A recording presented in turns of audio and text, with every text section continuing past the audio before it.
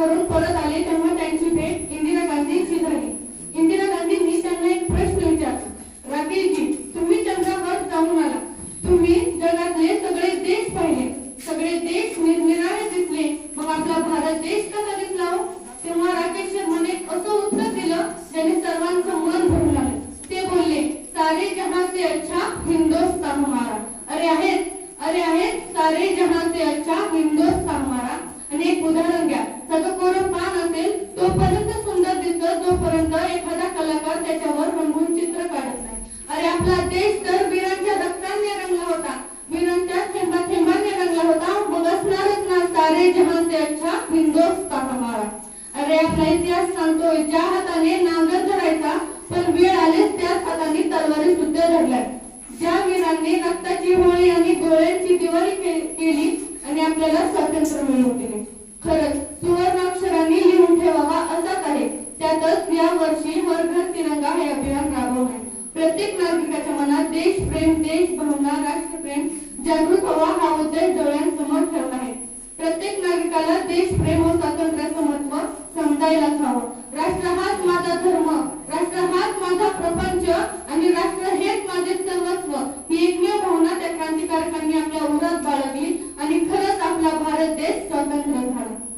हा स्वातंत्र्य दिन अमृत महोत्सव म्हणून साजरा करायचाच आहे, पण त्याचबरोबर नेमस्ती ते मातृभूमीला साजला प्राण तळमळला आशयात साथ घालणाऱ्या सावकारांना आठवायचं आहे.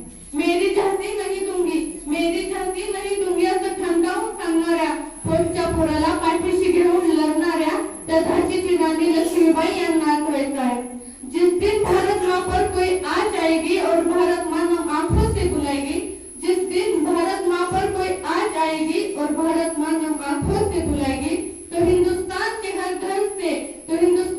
घर से एक रानी लक्ष्मीबाई निकल कर आएगी, एक रानी लक्ष्मीबाई निकल कर आएगी.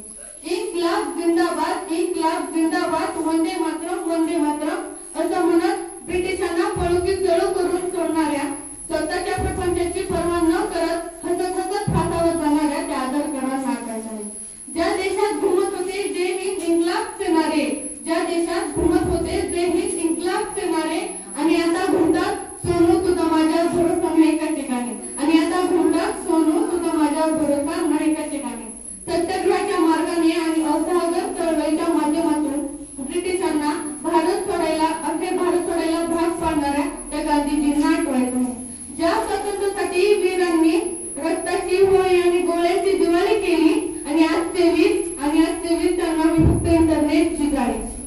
या आज 13 तारखेपासून प्रत्येकाच्या घरावर तिरंगा फडकवताना दिसतोय.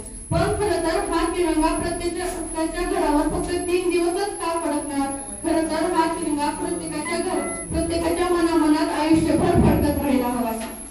म्हणून आज स्वतःच्या मनाला विचारा, या 15 तारखेच्या नंतर किती जणांच्या मनात देशप्रेमाची भावना जागृत झाली, किती जणांच्या मनात देशप्रेमाची भावना जागृत झाली. भारत स्वतंत्र झाला. डॉक्टर बाबासाहेब आंबेडकरांची राज्यघटना आपण स्वीकारली. त्यात आपले सुखानं आणि आनंदानं जगावं म्हणून काही हक्क आणि त्याचबरोबर काही कर्तव्य दिले. आपण आपले हक्क सांगायला गाजवायला मात्र कुठेही कमी पडत नाही, पण आपल्याला आपल्या कर्तव्याचा मात्र विसर पडत चालला. आणि काही सहज चित्र मला माझ्या भारत देशात दिसते. फुकट मिळालेल्या गोष्टींची किंमत नसते असं म्हणतात, पण आपल्याला हे स्वातंत्र्य काय फुकट मिळाले? त्यासाठी हजारो वीरांचे मावळ्यांचे बलिदान आहे.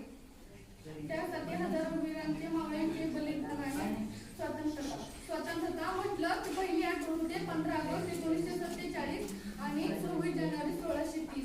आठवण होते त्या क्रांतिकारकांची, आठवण होते या मायभूमीसाठी जीव पणाला लावणाऱ्या त्या शूरवीरांची, ज्यांनी आपल्याला स्वातंत्र्य मिळवून देण्यासाठी अतोनात प्रयत्न केले आणि अखेर आपल्याला स्वातंत्र्य मिळवून दिलं.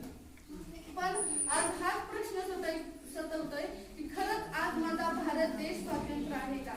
पण खरंच आज हाच प्रश्न सतवतोय की खरंच माझा भारत देश आज स्वतंत्र आहे का? कारण पूर्वी जो अन्याय अत्याचार त्या गरीब जनतेवर व्हायचा, तोच अन्याय अत्याचार आज माझ्या स्वतंत्र भारतात हो, आणि तोही त्या परक्यांनी नंतर आपल्याच देशातील नाराधमांनी करावा,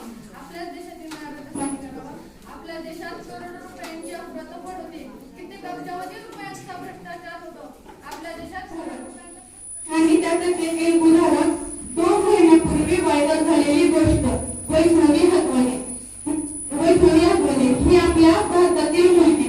तिचे लग्न लावून दिले, पण लग्न लावून दिले, पण तिच्या सासरच्या लोकांनी तिचा हुंड्यासाठी छळ केला.